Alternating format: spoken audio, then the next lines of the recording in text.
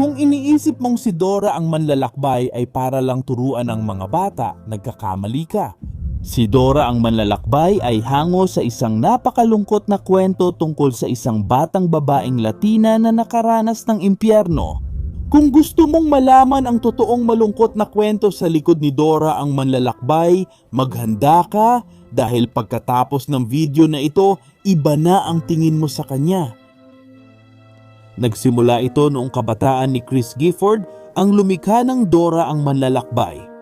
Noong nagsisimula pa lang siyang mag-aral ng komunikasyon sa universidad, mayroon siyang praktikum na magdokumento ng ilang mga kwento na makikita sa mga pahayagan. Matapos maghanap sa iba't ibang sanggunian, napansin niya ang isang kakaibang kwento tungkol sa isang batang babaeng imigrante na namatay. Si Chris ay labis na naintriga na malaman kung ano ang nangyari sa batang ito, kaya agad siyang pumunta sa internado kung saan naroon ang batang babae. Bago ang trahedya, pagdating niya at nang magtanong siya tungkol sa batang ito, lubos na nagulat si Chris. Ikinuwento ng mga tagapamahala sa kanya ang kwento tungkol sa batang ito na sinabi nilang isang imigrante na ang pangalan ay Dora. Ang bata ay nakatira sa lola niya sa Mexico. Ang ama niya ay nasa Estados Unidos at lagi siyang kinukontak. Sinabi niya kay Dora na magpapadala na siya ng tao para sunduin siya para magsama-sama na sila at gumanda ang kanilang buhay. Dumating ang araw na nagplano ang tatay at tiyuhin ni Dora na magsama silang tumawid sa Estados Unidos. Pero natatakot si Dora. Ikinuwento ng tatay niya ang mga karanasan niya noong tumawid siya at kung gaano ito kahirap. Para hindi matakot si Dora, sinabi ng tatay niya na huwag mag-alala at isipin ito bilang isang pakikipagsapalaran o laro. Paulit-ulit tinanong ni Dora, paano kung maligaw ako, itay? Kaya sinubukan ng tatay niya na ipaliwanag kay Dora ang ilang lugar at palatandaan para hindi siya maligaw at maging kampante. Lumipas ang ilang linggo, dumating ang araw. Nagpaalam si Dora sa lola at inihanda ang bag na may dalang mapa mula sa tatay niya. Sa buong biyahe, labis na nabalisa at natakot si Dora sa maaaring mangyari. Sa kabutihang palad, kasama niya ang kanyang tito at pinsan na si Diego na ayon kay Dora, mahilig sa mga hayop at nangangarap na magtrabaho sa zoo ng Central Park. Pinakalma ni Diego si Dora at sinabing magiging maayos ang lahat. Kaya binigyan niya si Dora ng pink na stuffed toy na unggoy dahil marami ring laruan si Diego na hayop pero jaguar ang paborito niya. Sa kabila ng mga pagsisikap ni Diego na maging maayos si Dora, nagbago ang lahat sa isang iglap. Noong gabing kailangan nilang tumawid sa disyerto, hinarang sila ng mga ahente ng imigrasyon kaya nagtakbuhan ang lahat sa iba't ibang direksyon. Hindi alam ni Dora kung ano ang nangyayari kaya tumakbo rin siya ng walang direksyon. Napansin niyang nawala na ang kanyang tiyuhin, pinsan na si Diego at iba pang tao. Buong gabing takot at umiiyak si Dora, umaasa sa pagsikat ng araw na babalik ang kanyang tiyuhin at si Diego, ngunit hindi na sila bumalik. Kinabukasan, sinuwerte si Dora at nadala siya ng mga ahente sa sentro ng imigrasyon.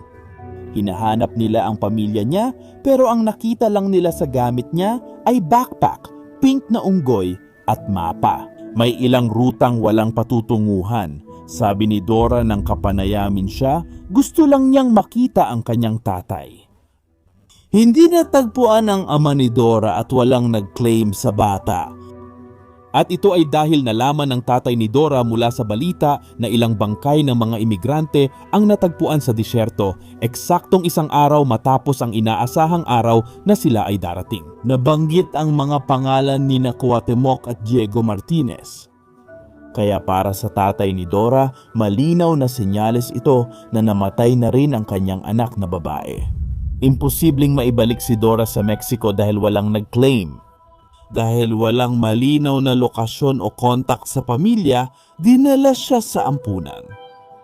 Si Dora ay nakaranas ng pagmamaltrato at paghusga sa ampunan dahil sa kanyang nasyonalidad at di marunong mag-Ingles.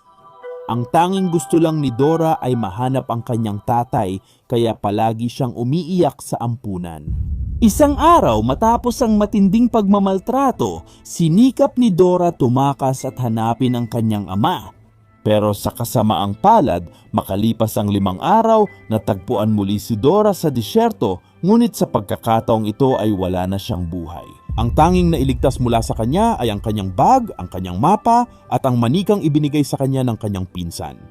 Sinubukan ni Dora na makita ang kanyang ama sa huling pagkakataon. Pero dahil sa napakahirap na panahon, kakulangan sa direksyon at kakulangan ng karanasan, hindi ito nagawa ni Dora. Nang malaman niya ang buong trahedyang ito, kumuha ng inspirasyon si Chris upang idokumento ito sa pinakamalikhain niyang paraan sa pamamagitan ng paglikha ng mga kwento ng mga pakikipagsapalaran ni Dora. Ginawa niya ito lalo na dahil naniniwala siya na kung walang naging hadlang sa komunikasyon o kung walang rasismo, malamang ay buhay pa si Dora. At baka natagpuan din niya ang kanyang ama. Ang palabas ay hindi lang basta tipikal na palabas para libangin ang mga bata at bigyan sila ng edukasyonal na aspeto na maaaring mukhang walang saysay para sa iba. Pinili ni Chris na gawing makabuluhan ang bawat episode para sa mga bata at matatanda, na dumaan sila sa mga sitwasyon kung saan ang komunikasyong iyon ay maaaring maging malaking tulong sa kanila at kahit mailigtas sila mula sa isang sitwasyong buhay o kamatayan. Ayon sa sabi, itinapon lang daw sa basura ang gamit ni Dora. May ilang naniniwala na nalaman ng kanyang ama ang tungkol sa pagkamatay ni Dora at kinuha ang mga iyon para hindi siya makalimutan. Matapos ang trahedya, nanatiling matatag si Chris sa kanyang karera at lumikha ng animated na serye bilang alaala sa bata. Simula nang ilunsad ang serye, marami ang nahumaling kaya tumagal ito ng mahigit 2 dekada. Nakatulong ang serye ni Dora na magbigay kaalaman sa buong mundo tungkol sa kulturang Hispano. Sa totoo lang mga kaibigan, minsan ang mga pinaka-inosenteng kwento ang nagtatago ng pinakamasasakit na katotohanan. Si Dora, na minsang naging batang puno ng pag-asa, ay nauwi sa pagiging simbolo ng lahat ng nangangarap ng mas magandang buhay, si Dora. Ang kanyang diwa ay nabubuhay sa bawat pakikipagsapalaran ng programa na nagpapaalala sa atin na kahit sa pinakamadilim na landas ay laging may liwanag na sumisilip. Dahil dito, maraming tao ang lumaki kasama siya na hindi alam ang kwento ng pagkawala sa likod ng kanyang mga kanta at ngiti, pag-ibig at tapang. Isang kwento na karapat-dapat alalahanin, hindi lang basta napanood sa telebisyon. Ano ang opinyon ninyo sa malungkot na kwento ni Dora, ang manlalakbay? Gusto niyo rin bang marinig ang kwento ng ibang karakter? Babasahin namin ang komento ninyo.